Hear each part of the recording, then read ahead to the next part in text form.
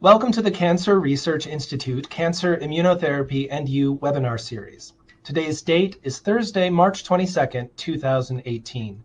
The title for today's webinar is Finding an Immunotherapy Clinical Trial, Tools and Tips for Patients and Caregivers. Before we begin, I'd like to thank our sponsors whose support has made this webinar series possible. This includes Bristol Myers Squibb, with additional support from Regeneron, Sanofi Genzyme, and Adaptimmune.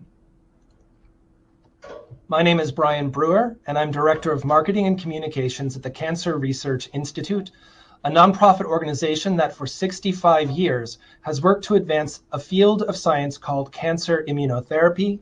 We support research at leading academic centers around the world, including basic research and clinical trial research. As a result of this work, numerous breakthroughs have been made in recent years to advance immunotherapies for a variety of cancer patients, including those with very advanced disease, and it's just the beginning.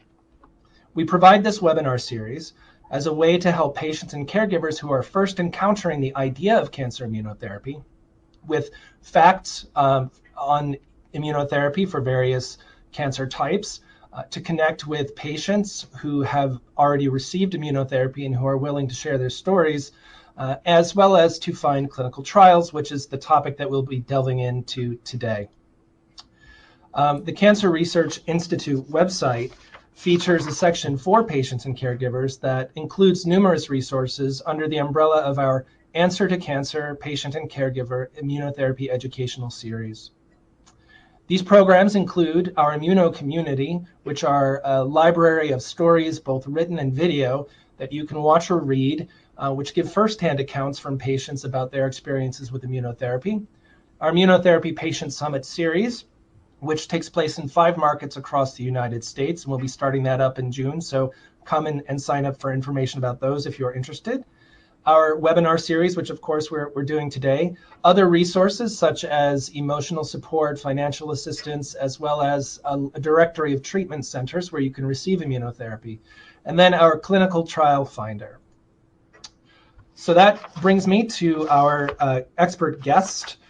It's my pleasure to welcome one of our clinical trial navigators, Patrick Means. After he received his Master of Arts in Spanish Philology and doing many odd jobs, Patrick found his way into healthcare advocacy, starting with a local HIV/AIDS organization and then moving on to the Cancer Information Service at the National Cancer Institute.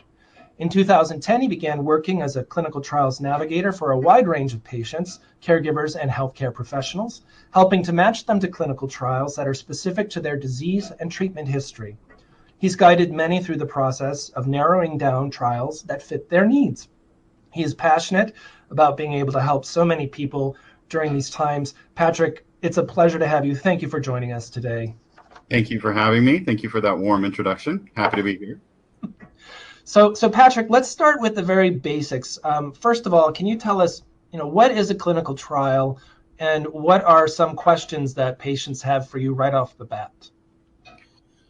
Well, the best way to describe a clinical trial is that we know that all approved therapies for treatment in any illness, including cancer, have had to have gone through a clinical trial, which is an investigative treatment process to show the FDA that any new treatment is functional and will work with patients going forward.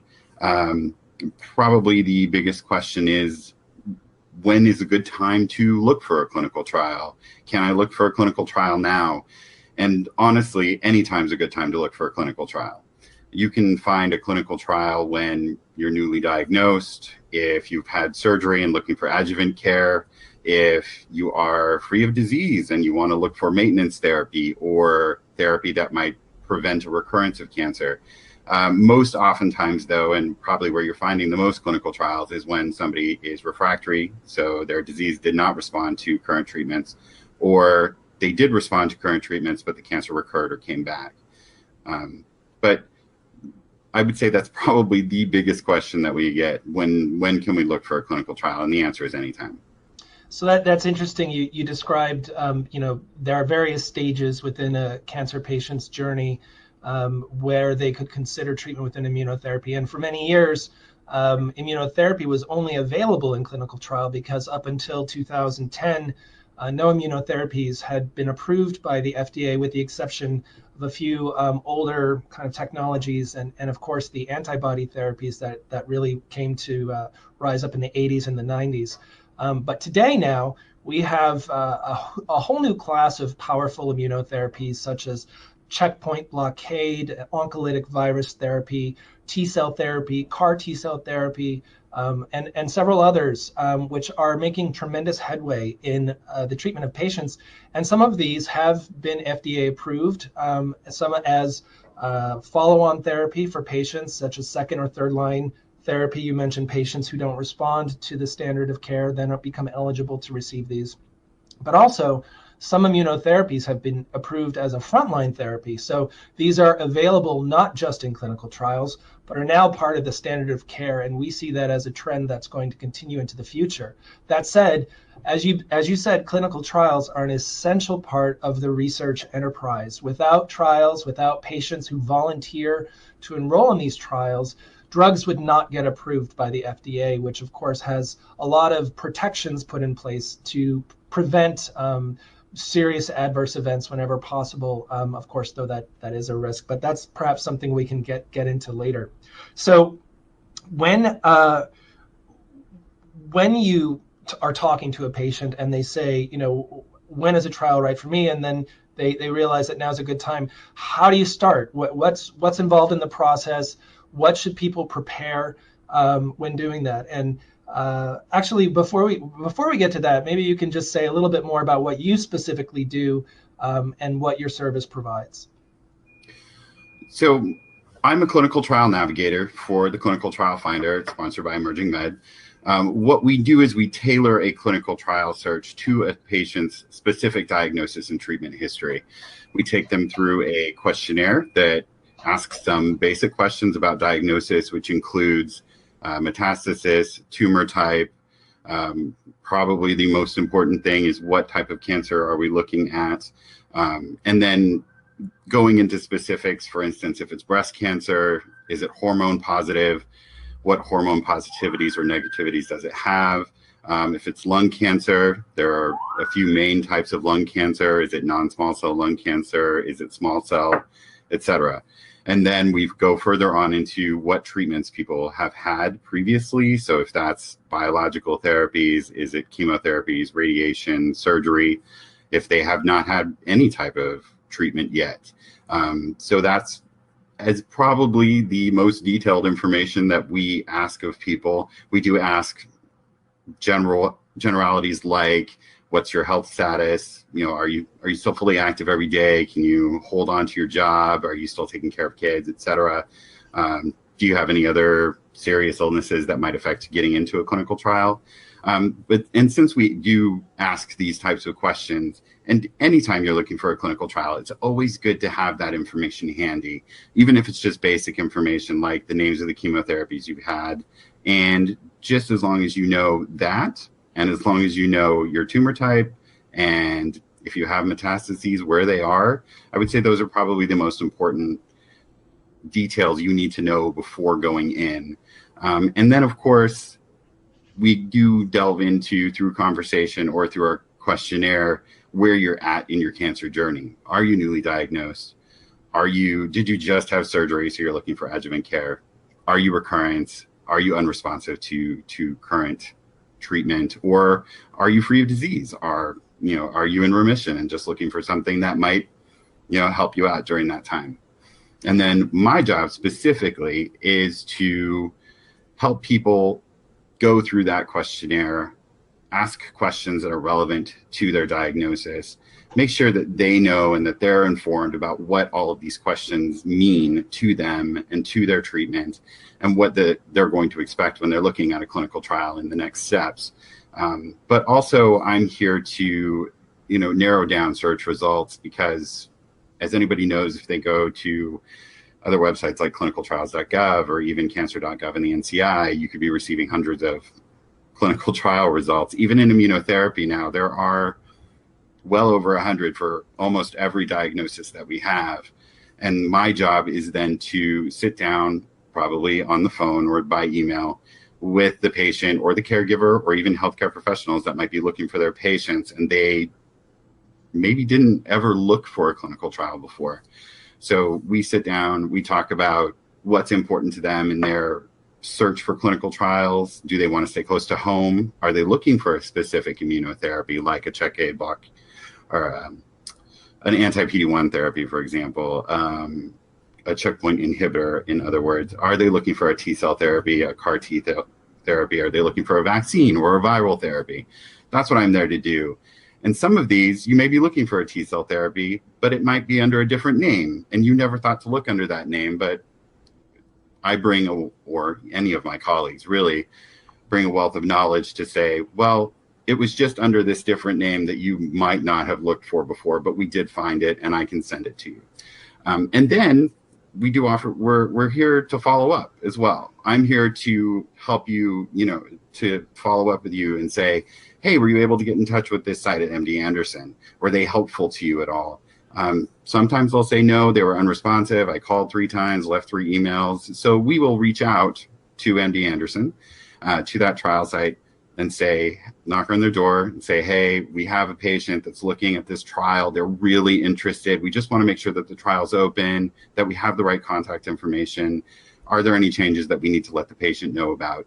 We never share any patient's confidential information. All we're doing is asking, do you have a new contact? If you do, then we'll send it out to the patient, and I will follow up again, make sure that that contact was correct.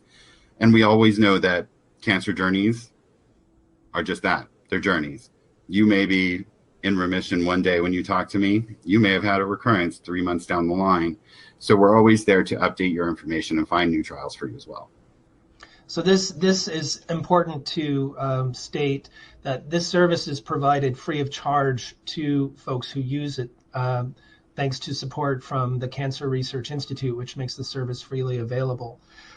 So I just also want to repeat what you said about this isn't necessarily a one-off thing. There's no finite amount of time where these patients can interact with you throughout the course of their cancer journey. They're more than welcome to contact you if they're continuing to look for clinical trials, which I think is just wonderful. What sort of information do patients or caregivers walk away with, and how do they begin that conversation with their oncologists? Well, what we do is we try to give as much support upfront as we can to get them started in the right way.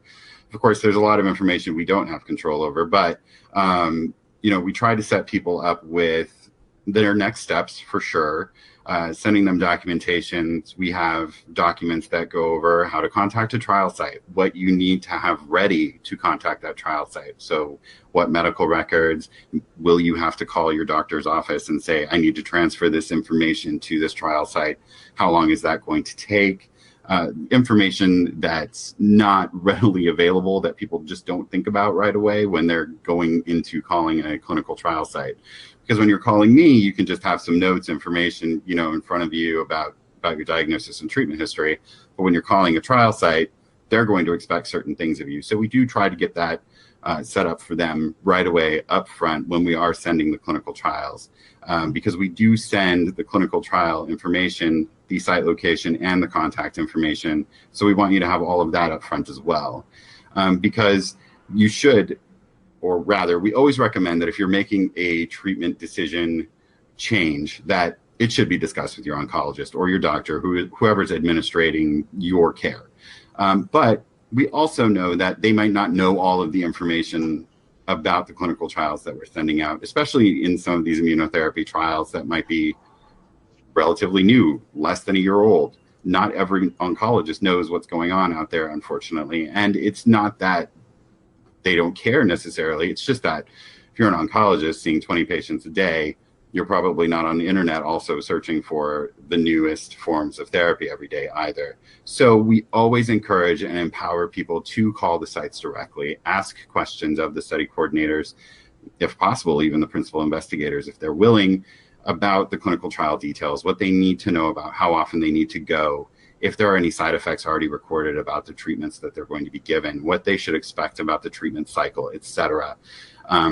And really, and that's the biggest part of our follow-up as well, is that we want to make sure that they are keeping up with what they want out of their clinical trial search. So it's also me sending emails and saying, hey, were you able to get in touch with the site? What did they tell you about the timetable? Is it going to be something you can do? So we're always in touch just to make that easier for them in this journey, hopefully easier for them, because it's overwhelming, because even a patient especially, or even their caregiver who is taking care of all of this information for them, may be overwhelmed with all of the information about just being a cancer patient as it is. So we try to make that as easy as possible, ask the right questions, and follow up as often as we can.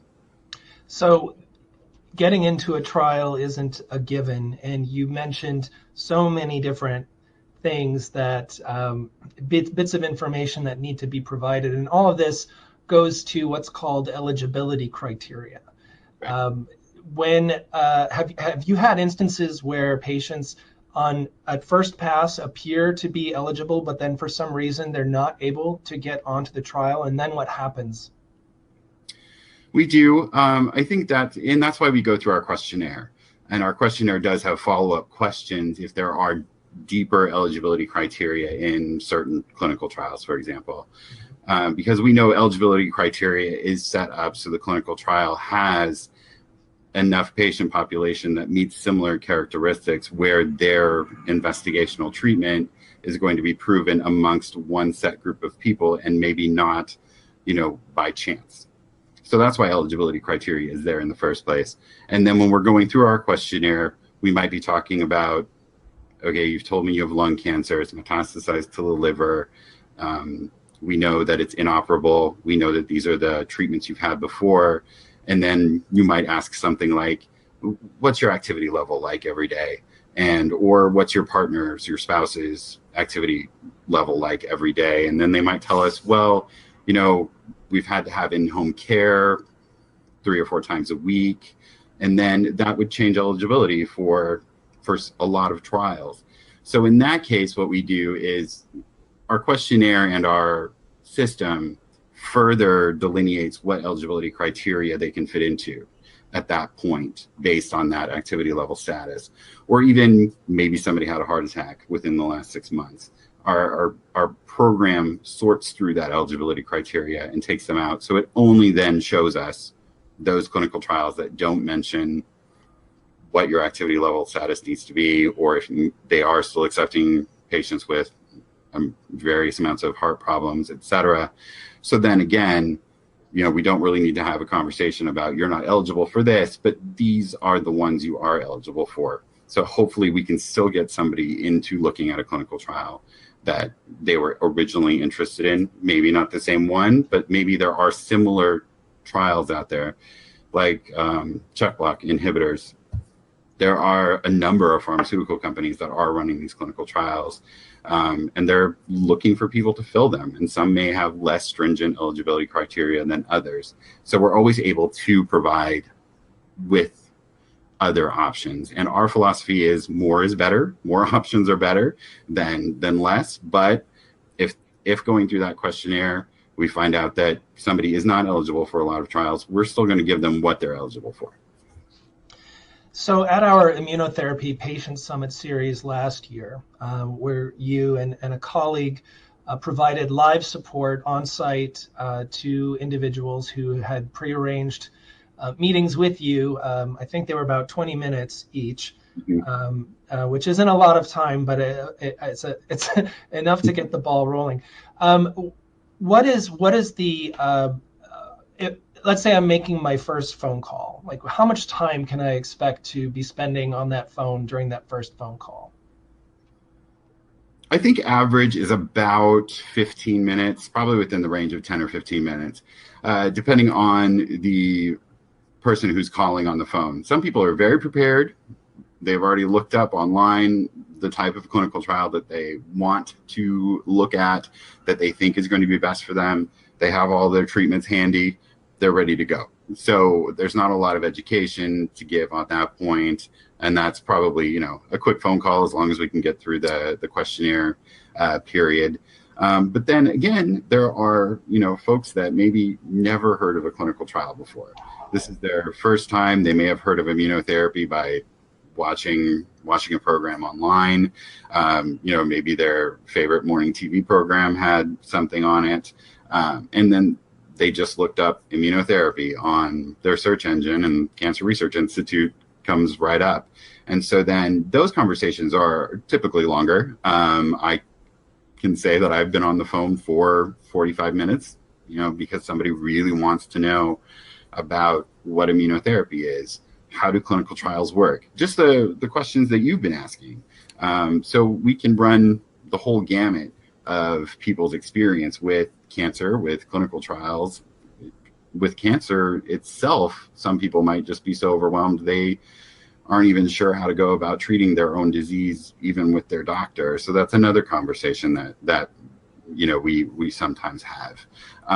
But I would say most oftentimes we start out the conversation with, I just need to ask you about 15 or 16 questions. And if you have any other questions, we can extend the phone call as long as we need to. So it sounds like no matter what level of experience someone has, whether this is their 5th clinical trial or their first time diagnosis, no one should be worried that the service won't be of help to them, because you're able to take on anyone, no matter where they are in their journey, and be of help to them, which I think is fantastic. Absolutely. At our Immunotherapy Patient Summit Series 2, we heard some stories of patients who really wanted a clinical trial, really needed to get access to some cutting-edge treatments, and the only way to get them was through clinical trial, but unfortunately didn't meet the eligibility criteria, but nevertheless continued to search and search and search, and never gave up that search until they found something. Do you encounter that during the course of your day? Absolutely. As we've spoken about cancer being a journey that it is, I have patients in my, email role that I've spoken to almost since I've started. Some of them have been since I've started. And I can recall one instance where I had a lung cancer patient who was really, really wanting to be on something that was not chemotherapy. And we found him a trial with an anti-PD-1 therapy. He was not able to get into that trial, but then the drug was eventually approved. So by having those conversations, he was able to go to his doctor later, and now he's been on this treatment for the last 3 or 4 years, and it's been working well for him. So yes, I spoke to him for about 3 years. We never found the right trial, and then the immunotherapy eventually got approved. I have other folks that I've worked with I have an ovarian patient that I've worked with for 5 years, and I've enrolled her in 3 separate clinical trials, and we're still looking for clinical trials. I've also had those that have enrolled into a clinical trial the next week after I've sent them, a clinical trial. But again, that goes back to our follow-up, is that we're there for you whenever you need to look, whenever you feel comfortable to start calling, or I have also had those patients that have called and called and called and not found anything, but then found something in California, but they lived in Georgia, but they were eligible, they got an appointment, and eventually moved to California, in fact. So that happens. It's an inevitability that happens. There are people that find a clinical trial right away next week, some people that don't find a clinical trial for months, some for years. So again, it's so varied in our patient population for those people that eventually do find either treatment or a trial. Are there any examples of expectations that people using your service for the first time might have, but actually aren't things that you provide, and you may refer them to other resources? Absolutely. I would probably say that most often when we do that is when folks might have insurance issues. So maybe they're calling with the expectation that clinical trials are free.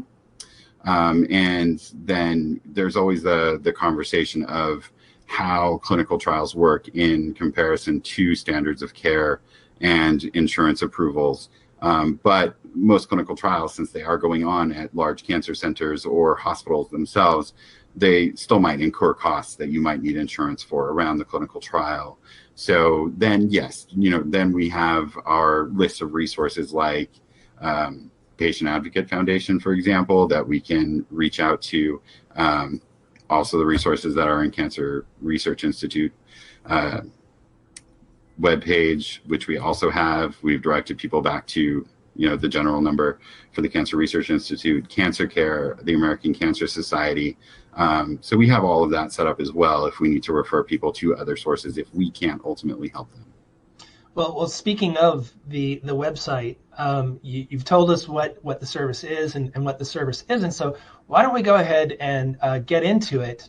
Because there is an online database that people can use either to complete their search or to begin the search and provide some of that preliminary information. So why don't you go ahead and share your screen and then walk us through how that works?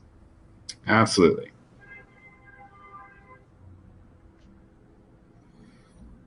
All right. Can you see my screen? It's just taking. There it is. It's just come up. All right. So here we are on the cancerresearch.org.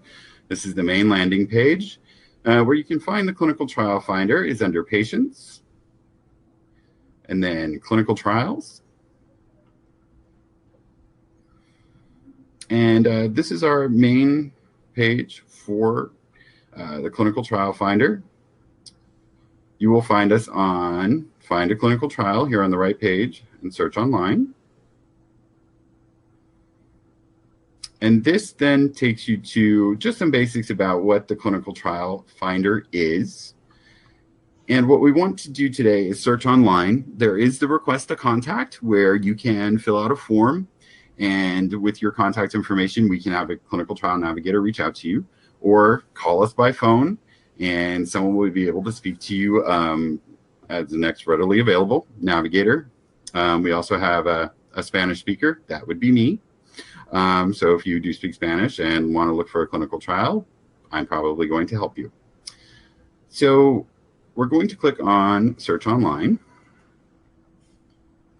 And we'll assume that most people don't have an account with us. So what we want to do is click on this link, Don't Have an Account, quickly create one now. Type in our contact information.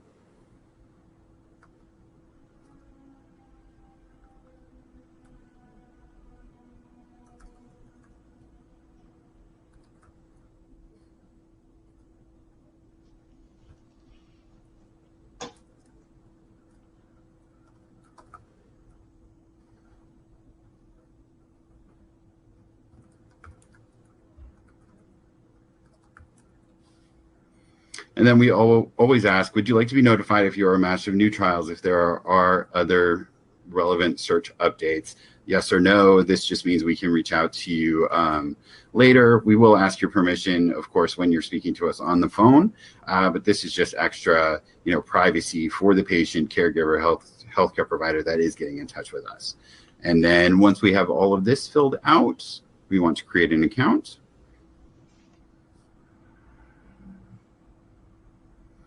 And I just want to point out, at any time during this process, we always have this button over here where you can request a contact or call us directly. So you don't have to feel like you need to finish all of this information right away just to get in touch with us. You can always reach out to us at any time.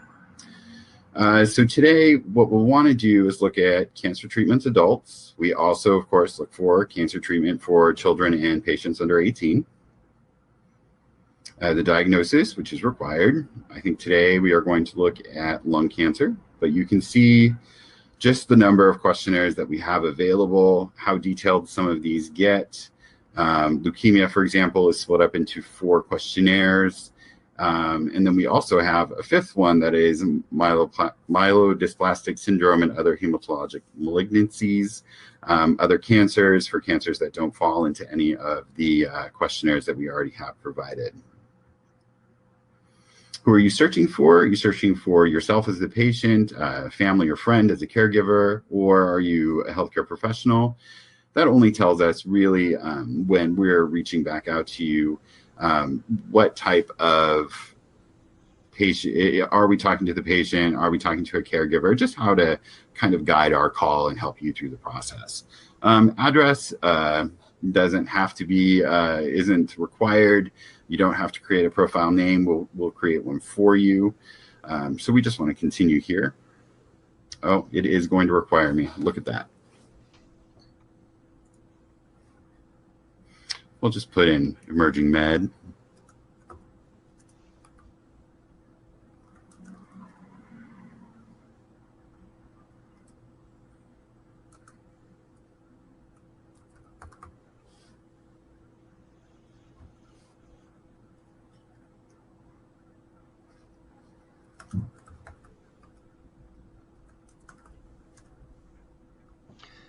Now, as someone is entering, oh, there's some feedback there. As someone is entering this address information, will this be used to influence the search results, or does that come, someone may live a certain place, but they're willing to travel, so you'll search far and wide? Right. So we don't discriminate on location searching. The only reason we do take it, the most important thing is the zip code, of course. Zip code being how we localize someone in their clinical trial search, which we'll kind of get to. But our main purpose for that is that some people might be looking really close to home, or they might be looking 100, 200 miles, maybe 3 or 4 hours driving distance. So then we can then localize those types of trials for them, but we'll never discriminate on location. Okay, so this is the questionnaire starting out. I picked lung cancer because it is a little more detailed than some of our other questionnaires, and lung cancer is very well studied. There are a number of clinical trials available for lung cancer, so I thought this would be a good place to start. We will always ask for birth date. This is readily important for all clinical trials because they may have some age restrictions, though not so much anymore. I've in fact enrolled people over 85 into clinical trials. So, but it does make a major distinction between pediatric trials, which are under 18, and adult trials, 18 and over. Male and female, this is something that's actually carried over from, say, the breast cancer questionnaire, because there might be different trials for males and females. There also might be different supportive care trials for different populations of lung cancer patients that might be targeted towards men or that are targeted towards women. It's the only reason we ask that question, but you can always prefer not to answer. Date of initial diagnosis. This is something we ask partly so we know what the patient's journey has been, how long it has been since they were diagnosed, and possibly what their treatment history is going to look like. What type of lung cancer tumor type does the patient have? Like I said, lung cancer has a number of different diagnoses, the most common being non-small cell lung cancer adenocarcinoma, so we'll probably choose that one. And you'll see this not sure in a lot of our answers to these questions. Not sure will bring up basically all results. It's essentially like answering yes, because like I said before, we always like offering more options than less options. Have molecular diagnostic tests reported the presence of any of the following genetic mutations? This is, of course, if somebody has had a molecular diagnostic test. Not everyone has, we understand that, and it's not a required question. But if you do know this information, sometimes it helps narrow down what clinical trials may be available that will also include possibly a targeted therapy that is targeting a specific mutation, like BRCA, ALK, which has been used for different medications in lung cancer, EGFR probably being the most common in lung cancer. So we'll just choose that. Because we do know it's common. I'm going to say stage 4. And we do say this stage upon initial diagnosis, again, just to gauge the cancer patient's journey in their treatment history. It's not required. Even if you say it's stage 4, this question is actually more important. Has the lung cancer spread from the lung to any of the following areas? clinical trials will pay a lot of attention to this question. This will tell them how advanced your cancer is. Because some of these, like lymph nodes near the tumor, tissue adjacent to primary tumor, locally advanced, this will be trials for those people who are not metastatic, are fairly advanced in disease, but not so advanced to have other metastases in, say, the liver, the other lung, the abdomen, etc. We also include the brain and spinal cord for central nervous system metastases, CNS metastases as they're called. We do make a distinction though. Some people may have had brain metastases, but they've been radiated and they no longer cause any problems. Same with the spinal cord. Some may have brain metastases or spinal cord metastases that are causing issues like symptomatic issues, possibly like seizures. So we do include this information. It is important when you're looking for a clinical trial. Can the current tumor be measured? Tumor must be clearly visible on any CT scans or imaging tests. This is normally when somebody has found metastases, this question is almost always yes. Sometimes with bone lesions, perhaps they don't always show up on scans, so you can click no, but if we had clicked bone in the upper question, then clinical trials would still show up. And of course, clicking not sure will be like clicking yes. Has the physician characterized the patient's primary or metastatic cancer as unresectable or inoperable? Normally, this answer is yes. This is usually when people are looking for clinical trials. Sometimes, though, it might be early, might have been early stage and it's not applicable. Tumor was already removed. And again, clicking not sure will just be like clicking the yes answer. Select the best description of a patient's daily activity level. This is what we spoke of before. That may change people's eligibility for clinical trials because you may fit clinical trials eligibility with metastatic disease, for example, but if you were confined to a better chair for more than half the day, that might influence what clinical trials you would see. But most oftentimes people fall into this category of fully active or restricted in physical strenuous activity, but able to walk around usually means you're not holding down a 40-hour-a-week job anymore. Indicate the treatments the patient has received or is currently receiving for the lung cancer. Select all that apply. We're going to say we've had targeted therapy, chemotherapy, and radiation. Other modality not listed. This does not include immunotherapy. Immunotherapy is actually included in the targeted or biological therapy, but most people have not had immunotherapy yet. Other modality not listed might include complementary and alternative care. But it's usually not chosen because we have most everything here already. Has the patient received any of the following drugs as treatment for lung cancer? Please select all that apply. Being an EGFR positive patient, most likely have received Tarceva or erlotinib. And then we do want to say that was not responsive, so we also went on a round of carboplatin. Is this patient currently on treatment, stable in a watch and wait period, or awaiting test results for receiving treatment? I do find that people oftentimes may find this confusing, but if you're not sure, just click not sure. It's not going to affect your results, but we do want to know if you're currently in treatment so we can set expectations of when a clinical trial is probably going to be applicable for you. And then today, which of the following treatment outcomes best describes the patient today? This question is actually going to frame what clinical trials are going to come up for you. Clearly, we are not newly diagnosed because we have had treatments, did not respond or partially responded to radiation or surgery. These are for folks that have had surgery and are possibly looking for adjuvant care. Did not respond or partially responded to systemic treatment. This is what we are going to choose. This is the most common choice, in fact. So we end up looking for refractory or unresponsive trials. Cancer responded to most recent treatment but has returned. These will give us recurrent clinical trials. No evidence of disease today. Not sure or awaiting test results of recent treatment.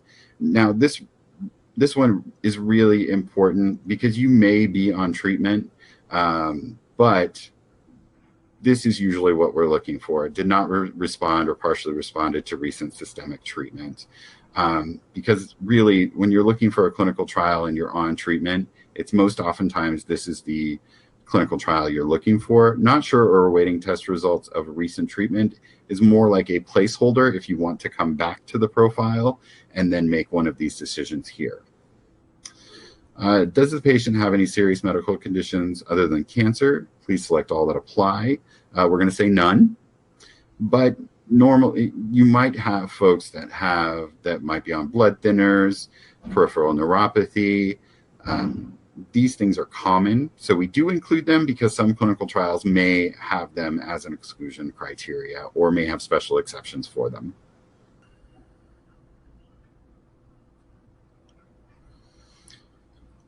It may take a few minutes to think, but luckily it has not. This will bring us to a page that's going to describe what's coming to you in terms of clinical trials. Your customized list of preliminary clinical trial matches is ready to view. A little education about what the trial matches are, a little subset of what you can do on the next pages, such as narrowing down your own results, you can go back and review your answers if you need to. Just kind of giving you a setup of what's going to happen next. Also, some people don't like to call us right away, so we also give the message on the right about encouraging patients or caregivers to share trial matches with the healthcare team. And we also give the request a consultation and the toll-free number again, just in case somebody filled out the questionnaire, maybe doesn't want to look at the match results alone, and just wants somebody to go through it with them in real time. But our next step in the online process is to view our match results.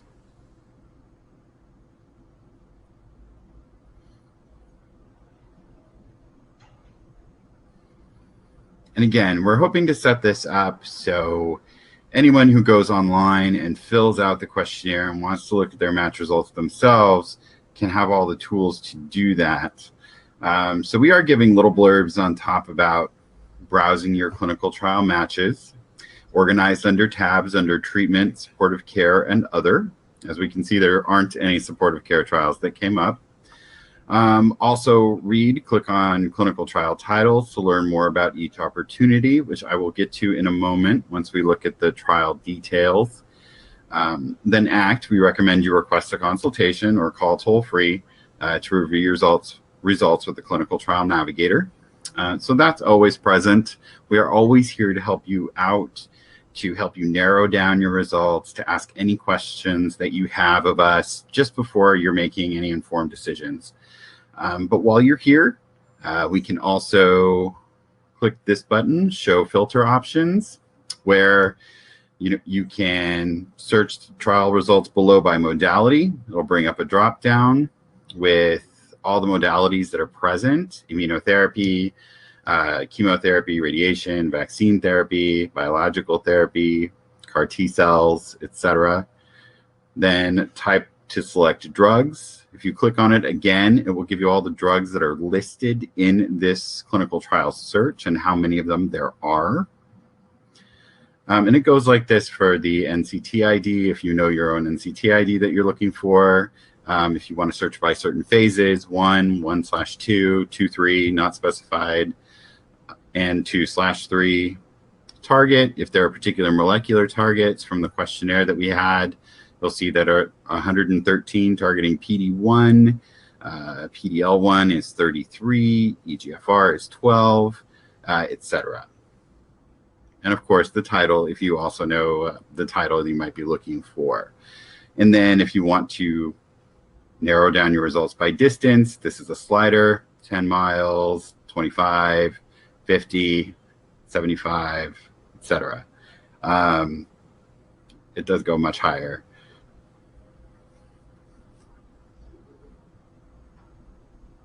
And then we get to the match results themselves. You can see, since I added the location filter, these results got more detailed. So we even have a map of where these trials are located, for instance, in Durham, because I chose our office in Durham. and there are still 94 results within that mileage range. And actually, this is giving me all the results in that area. So let's just take this down. And this should update.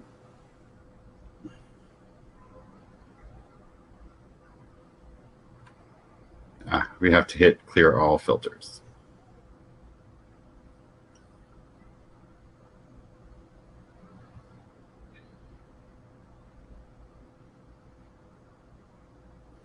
And what we can do if we want to get rid of this map, because it might take a while to load, is we can click on the location button here once the screen has refreshed.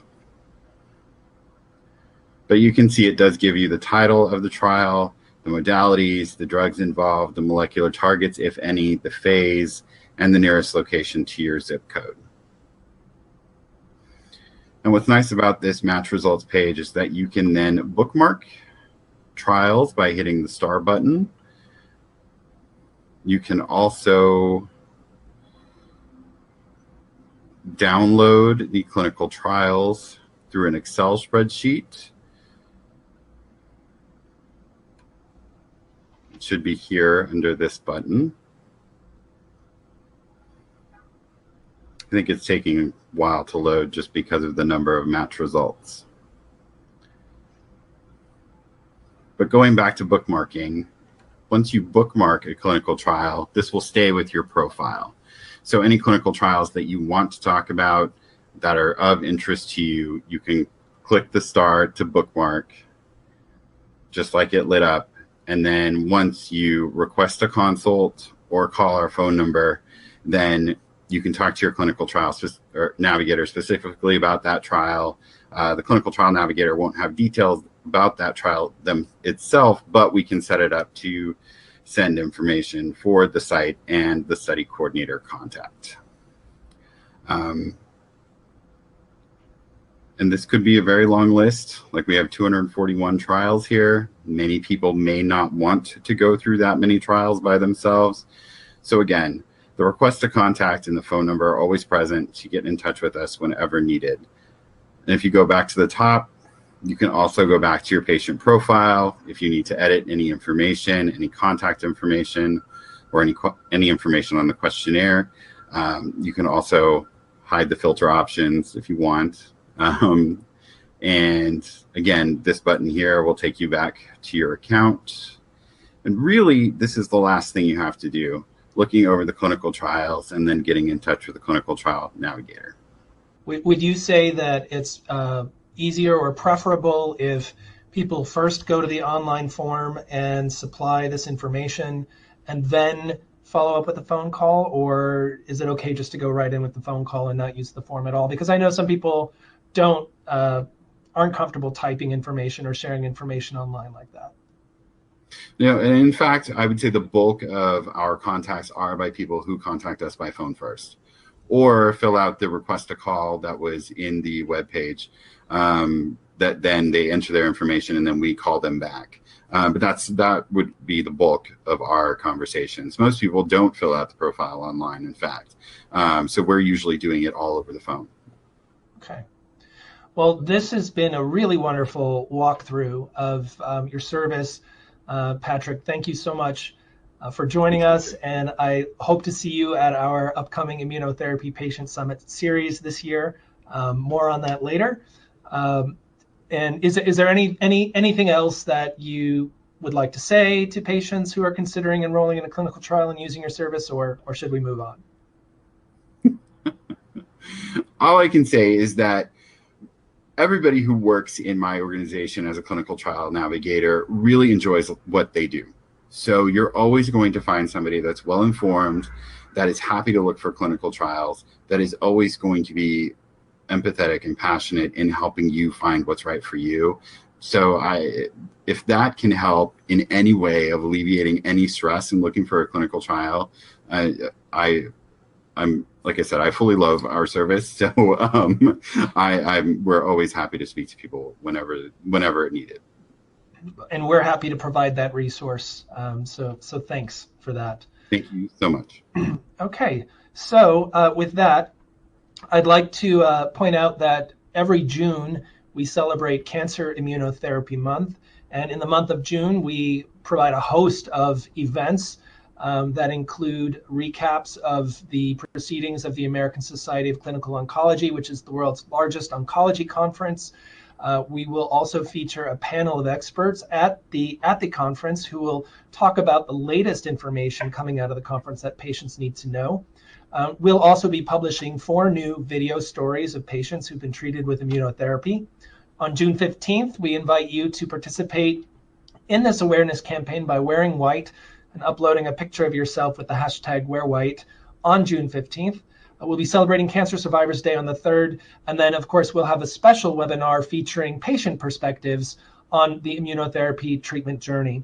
And you can learn more about all of this at cancerresearch.org/June. Once again, I'd like to thank our generous sponsors who've made this webinar series possible, including Bristol Myers Squibb, as well as Regeneron, Sanofi Genzyme, and Adaptimmune. All of our webinars are available on the Cancer Research Institute website at cancerresearch.org/webinars. Please take a look through those. If you have a particular interest in immunotherapy for your type of cancer, chances are good that we have a webinar featuring an expert who's talking about that. Of course, we have more of those coming out on a monthly basis from the Cancer Research Institute, and we hope that you'll join us for those. Patrick, thanks again for joining us, and all of you for watching. Have a good day. Thanks, Brian. You too.